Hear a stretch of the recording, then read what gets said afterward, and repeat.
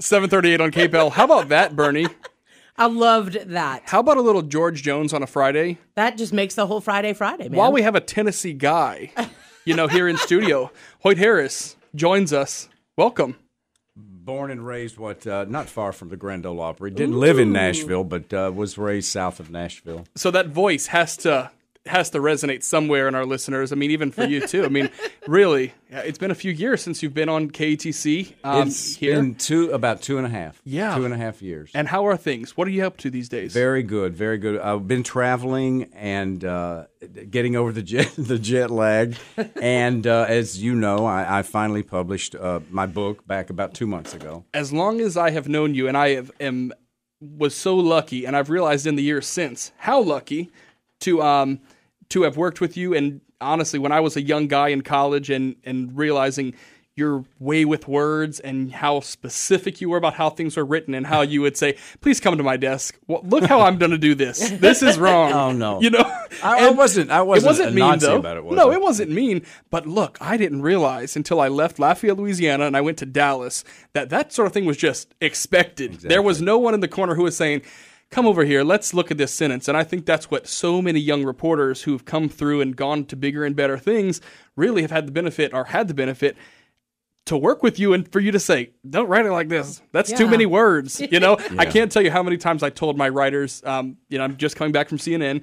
I've lived back here for a month.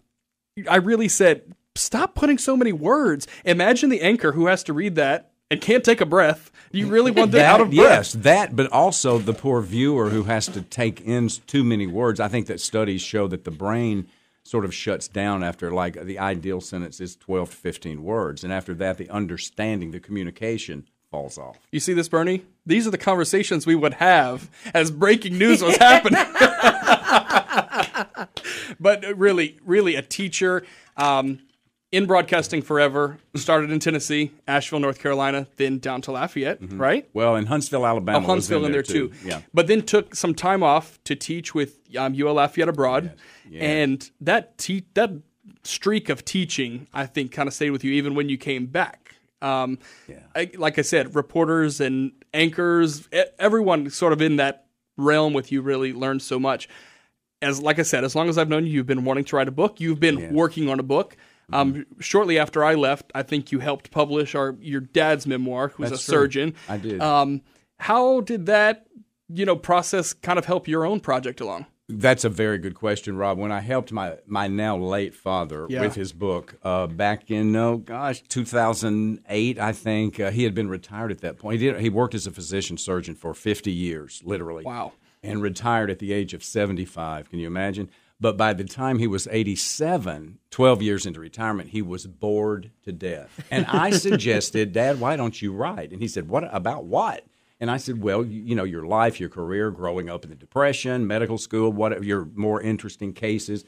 So then, unbeknownst to me, for the next 8 months, he did write in longhand on long yellow legal pads. Yeah. And then presented me with this stack. And I read it, and he was no writer, but he had great stories. And I thought, this has possibilities, So I encouraged him to keep writing, and he would say, Hoyt, the only D I ever made was in English. Well, I was an English major, so he came to the right place. You can make up for it. Exactly. So I edited it, and it was published about 2.5 years before he died in 2003. Anyway, during the time that I was editing and working on his book, I realized if I was ever going to get serious about my own writing, I would have to retire because I was staying up till like 2 and 3 in the morning, and I was anchoring 15 newscasts a week. So it was kind of nuts. That's when I realized that I would. So in 2012, I did retire 2.5 years ago, and started writing on January 3rd, 2013, like 11 days after I retired, and it just was the greatest journey to finally do what I have wanted to do for at least since college, 43 years. And Bernadette knows this because back when she took me to lunch, 2003. Yeah. 2003, she knew that I wanted to write. And now, 12 years later, I finally did, and it's a great, great relief. Yeah, and I'm holding the book in my hand right now. The title is called Before the Cameras. Great, like little young kid picture of you too on the front. I'm 7 in that picture. Yeah. So really, we're talking about someone who has been a lot of places. The stories that you would tell us, and sort of the relief that when something was happening, that you've been there, done that before. You rushed to Washington one time to report live from the White House. Mm-hmm. I know that story. Mm-hmm. You're an adventurer. That's sort of the basis of why you did what you did professionally and what you still do, even not, on your own time. Exactly. There's just a whole world out there. I love nothing better than to travel. All I've ever wanted to do in retirement is to travel and write, and now I must say I'm blessed to get to do both of those things. It is a big world out there, and I think you learn a lot about your country when you go elsewhere and come back to it. The book starts with a story about being at a bookstore in Paris and someone seeing you from the other side. You're on the other side of the world, and someone is snickering, kind of whispering. Do we make eye contact? Is that him? Is that him? Kind of like I did my first days working at KATC as an intern. But that's something that you explore in the book about being in the public eye and people spotting you places. Do you ever really adjust? Yeah, you do. You realize it comes with the territory, and it's more or less the wallpaper of your life. But when you're that far away from home, and even though at that point I had been on television back in 2003 for 24 years, and you get used to it in your home market.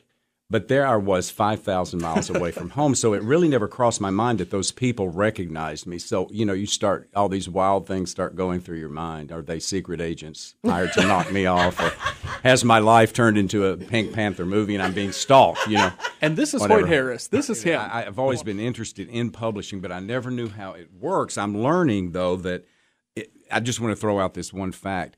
For some reason, there is this apparent insatiable appetite in China, especially Beijing, for anything, any genre of book written by an American.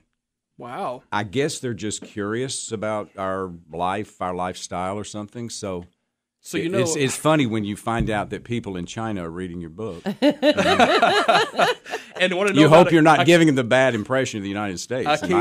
No, I can tell you everything about this book is exactly, it's the best view. Honestly, it's a portrait of how things used to be and how they couldn't be. There's a passage in there about when you went to Europe when you were 16, that you told a little fib that the summer program you were going to do started a month earlier to your dad, and he let you get on a ship and you went to Europe. Well, for reasons that are in the book, I just felt like he didn't need, and I'd already signed up, you see, so I actually got to Europe, to England, and was over there on a ship because my tour was not going to fly over till the 4th of July, so the ship was like from June 9th to June 18th, crossing from New York to Southampton, England.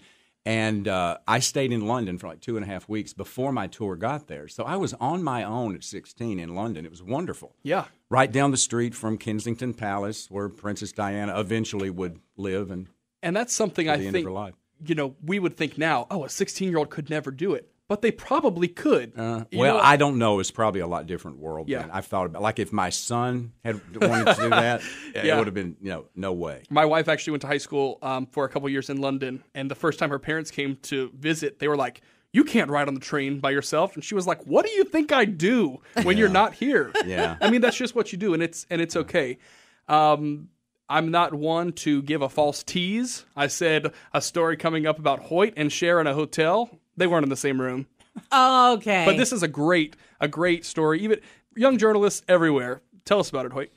Well, I was working at it was the station I started at, and it was a CBS affiliate, and the Sonny and Cher show was a big hit on CBS, of course, so it was carried by the affiliate I worked for.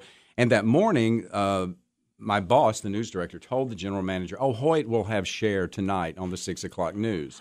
Cher was in town with the Allman Brothers Band. His band was playing. She was there just for his sake, just to promote him, not to promote her show. She and Sonny were divorced or divorcing at the time, but they were still doing the show together.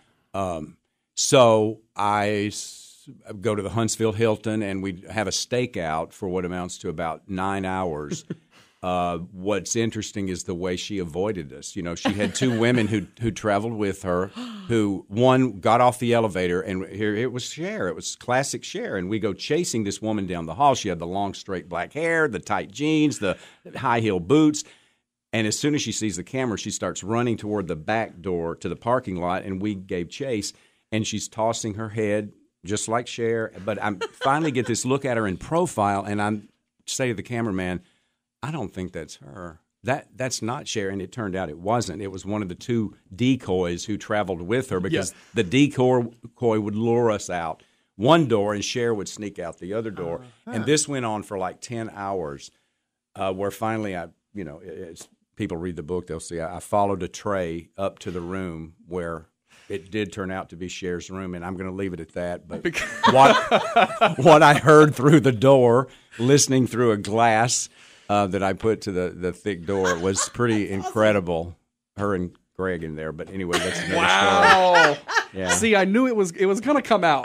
It was going to come out eventually. This book, the title, Before the Cameras, available in many places. Amazon.com is where I bought my copy. Hoyt Harris, thank you so much for coming by. It's been great talking to you. Seems like retirement's treating you well. It is. You're able to have coffee, breakfast at your leisure. Yeah. I still get up early, though. I got up a little bit earlier this morning. So is there any after the news? I mean, do you not care anymore, or do you still keep? I'm just saying. Do you about what? News in general. No, the world is a wonderful place. It's a huge place, and yet it's not as big as we think it is sometimes. You know, and I love seeing it. And Betty and I just got back from Sweden and Finland and Russia, St. Petersburg and Berlin, Fredericia and Copenhagen, Denmark, and Tallinn, Estonia, which I knew nothing about. That is the most connected country in the world. Wow. Everybody has free Wi-Fi. Wow. 3G, the entire country. Rural, city, they all have it. And by the end of this year, it will be 4G Wi-Fi for free. That's life-changing. They pay everything with their with a card. You can see them pay their parking meter.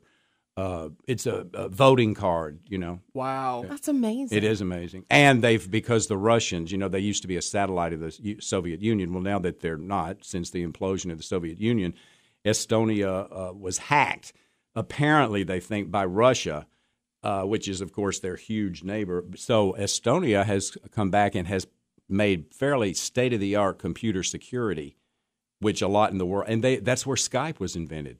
Wow. By Estonians and sold to Microsoft for $8.5 billion. Hello. Well, I guess that's the answer to my question. He's still into the news. Yeah, definitely. He can still write a good story. Maybe there's another book marinating in there? Physically, at the moment, I am not writing, but I think, yes, there's always something. You know, the ideas are going back there in the fevered recesses of my brain. Well, great. It's been great talking to you. The book, Before the Cameras. Hoyt Harris, give Hunter and Betty my best. I will, Robin. Thank you so much. It's been a delight.